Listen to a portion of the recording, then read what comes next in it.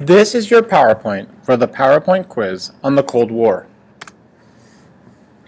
The international context for the Cold War included three areas: the Third World, Eastern, and Western Europe. Third World countries were fighting for independence and what was called decolonization, or the ability to break free from European colonization. It's included Vietnam, Algeria, Congo, the Philippines, and other countries like this. In Europe, the division was between Eastern and Western Europe. The Soviets had created puppet governments, or what they called the Warsaw Pact, in Hungary, Poland, Romania, and Czechoslovakia. In the United States, President Harry Truman feared that Western Europe itself might turn to communism due to the economic devastation of World War II. The United States tried to counter this economic devastation by providing government aid through the Marshall Plan for economic redevelopment of Western Europe. The United States formed an alliance pact with Northern Europe to deter Soviet influence, like NATO, the North Atlantic Treaty Organization, and the United States also initiated a nuclear arms race that began with the U.S. dropping atomic bombs on Japan and the USSR successfully testing its own first atomic bomb in 1949. But the main purpose was to try to stop the economic devastation of the Great Depression. The U.S. created the United Nations at the Dumbarton Conference, and it created the World Bank and International Monetary Fund at the Bretton Woods Conference. The UN was intended to be a diplomatic meeting place for world leaders, but the primary place of power was in the economic institutions. The World Bank was intended to provide economic aid to developing countries so that they would not become communist. The International Monetary Fund establishes the rules for getting this aid, and the rules typically are free market rules.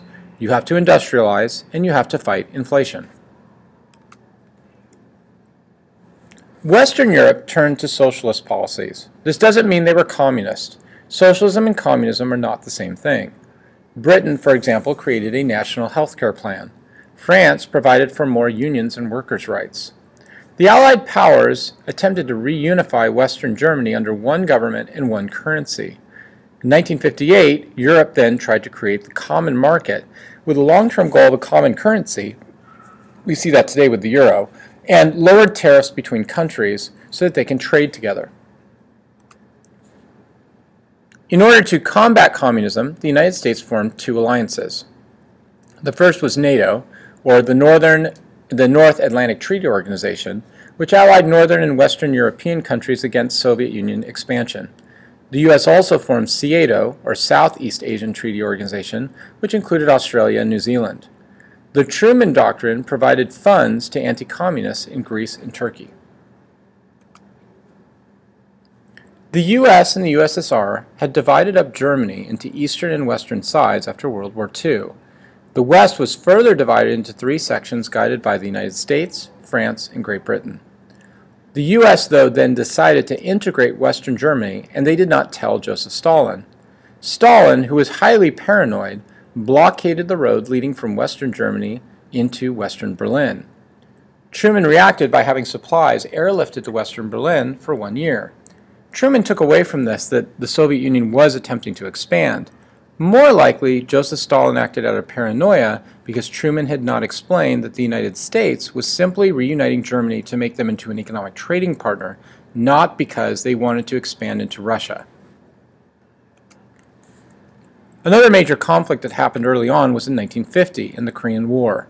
The United States and the USSR had divided Korea into Communist North and Capitalist South right after World War II. The Korean Communists decided to invade in 1950. And Truman reacted by leading a UN coalition against this invasion. The general for the United States was Douglas MacArthur, and he came up with a genius plan called the amphibious strategy, in which he had some of the army land on the eastern side of the peninsula, while a small portion landed on the western side of the peninsula. They were then able to sandwich the North Koreans and push them up to the Yalu River, which connects China into Korea. At this point, the Chinese got involved, fearing that the U.S. were going to invade China, and actually Douglas MacArthur had made some tones that he might invade China. So the Chinese got involved and then overwhelmed the United States and the South Koreans. In 1953, an armistice was signed that divided up the peninsula into the 38th parallel. The next major crisis that took place was in 1960. Nikita Khrushchev had taken over as president after Stalin had died.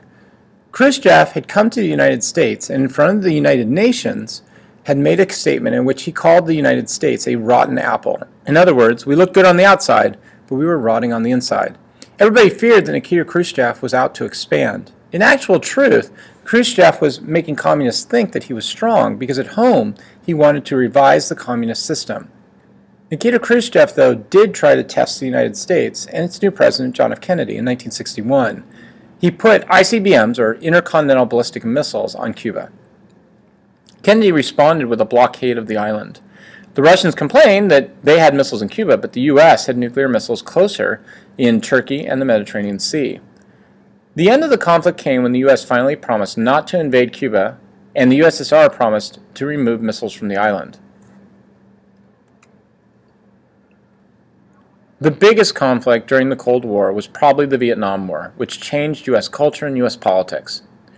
Northern Vietnam was led by Ho Chi Minh, who led a group called the Viet Minh in an independence fight against first the French in the late 1800s and then the U.S.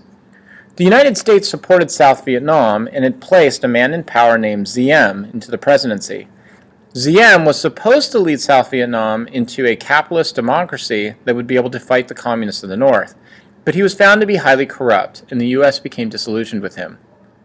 Then the United States claimed that they were attacked at the Gulf of Tonkin, and under Lyndon Johnson, the president of the time in 1964, the U.S. increased its troop presence in Vietnam. The U.S. was acting out of a fear of what was known as the domino theory, whereby if communists won in one region, they would spread to other regions. The U.S. basically won every battle in Vietnam, but they lost the hearts and minds of its own public. For example, in 1973, a group of papers were released called the Pentagon Papers, revealing the Gulf of Tonkin was not true. There had been two battleships that were supposedly attacked in the Gulf of Tonkin. One was called the Sea Turner Joy and the other the Maddox. It turned out that one of them was attacked, but no real damage was done. The other ship that was attacked was not really attacked, but it misread its radar for a major weather problem in the area. The problem was that Lyndon Johnson, the president, used this in order to go into the war.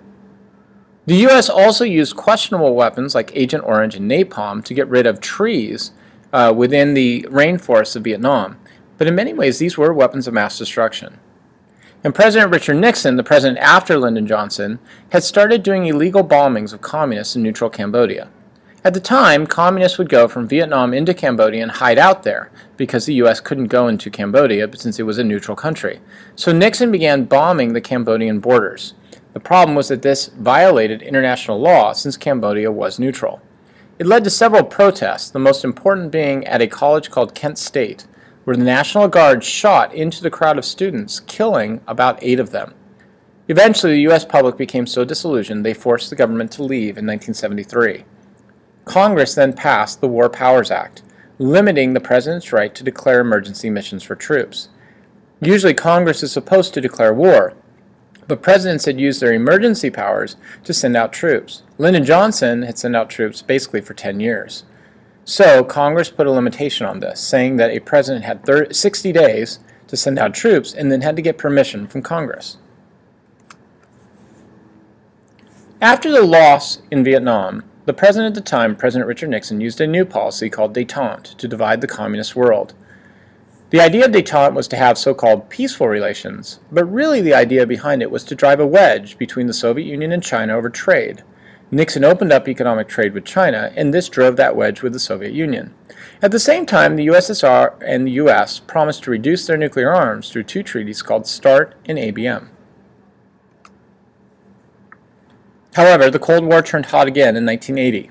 The USSR invaded Afghanistan, threatening the oil supplies just south of it in Iran. The new president, Ronald Reagan, called the USSR the evil empire. And he began a new arms race by promising to build what was known as the Strategic Arms Initiative, or what popularly became known as Star Wars. The idea was that the U.S. would create a satellite system that would knock down nuclear weapons with lasers. This created competition with the Soviet Union, who began trying to build their own system. Basically, this was a fight over who had the better funding for the system. In 1984, Mikhail Gorbachev became president of the USSR. He realized that communism was dying, and he attempted to reform it. He created 2 policies, perestroika and glasnost. Perestroika was open markets. Glasnost, the ability or cultural ability to criticize what was going on with communism. Eastern European countries began to see these new freedoms, and they began to break away from the USSR. Communists, in fear of what Gorbachev were doing, imprisoned him. But the Russian people were so fed up with what had been going on in the Soviet Union that, led by Boris Yeltsin, they surrounded the Kremlin, their capital, and demanded that Gorbachev be freed. This ended the Soviet Union and the Cold War in 1991.